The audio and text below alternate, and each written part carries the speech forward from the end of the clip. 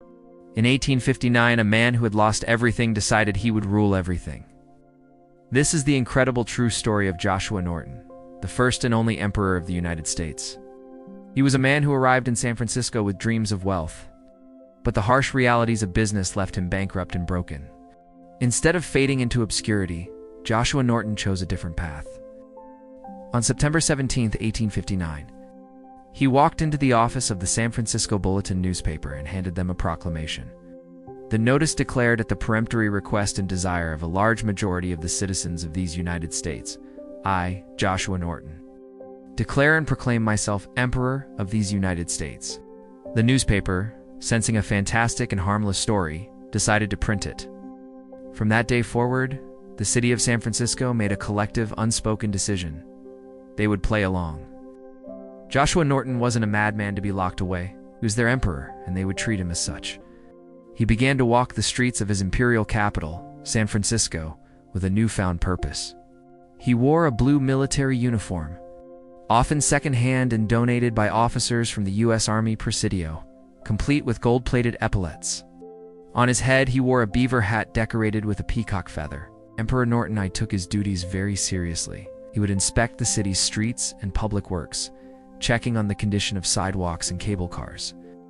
He often carried a walking stick or a ceremonial sword, which added to his regal appearance. The citizens of San Francisco didn't just tolerate him, they embraced him wholeheartedly.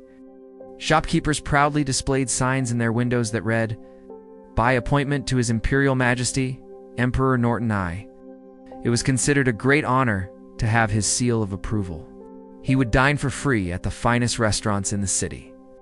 The owners would set a place for him every evening, considering it a privilege to host royalty. When his uniform became worn, the San Francisco Board of Supervisors voted to buy him a new one. The city's theaters reserved the best seats for him and his two companion dogs, Bummer and Lazarus. Emperor Norton issued numerous decrees on matters of state. He famously dissolved the United States Congress, arguing it was rife with fraud and corruption.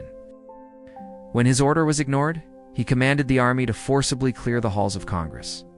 Of course, the army did not act, but the people of San Francisco read his proclamations with great amusement. He also had surprisingly forward-thinking ideas.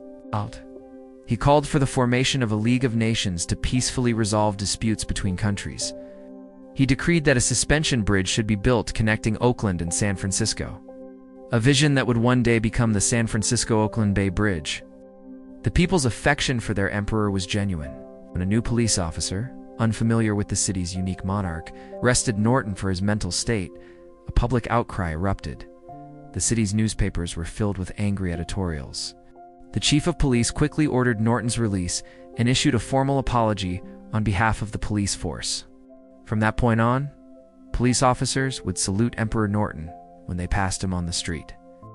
He was, in their eyes, the rightful ruler of their domain. He even printed his own currency, paper notes in denominations from 50 cents to $10. These Norton bonds were widely accepted by businesses all over San Francisco. People happily took his money, not as legal tender, but as a token of their beloved emperor's reign. Today, those original notes are highly sought-after collector's items. For 21 years, Joshua Norton ruled his empire of one city. He wasn't a king with a castle, but a man with a community that chose kindness over cruelty. They gave a man who had lost his fortune a different kind of wealth, respect, dignity, and a place in their hearts.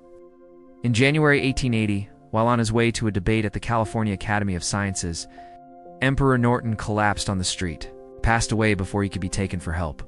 His death was front-page news.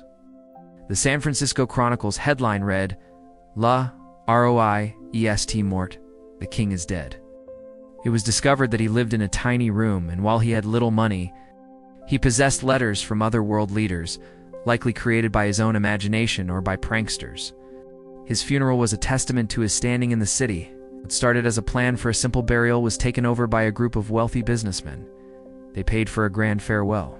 It is said that over 10,000 people, from all walks of life, lined the streets of San Francisco to pay their last respects to their emperor. Joshua Norton's story reminds us that greatness isn't always measured in power or riches. Sometimes it's found in the heart of a community that chooses to build a man up rather than tear him down. He was a bankrupt businessman who became a beloved monarch, not through force, but through the shared and beautiful fiction of an entire city.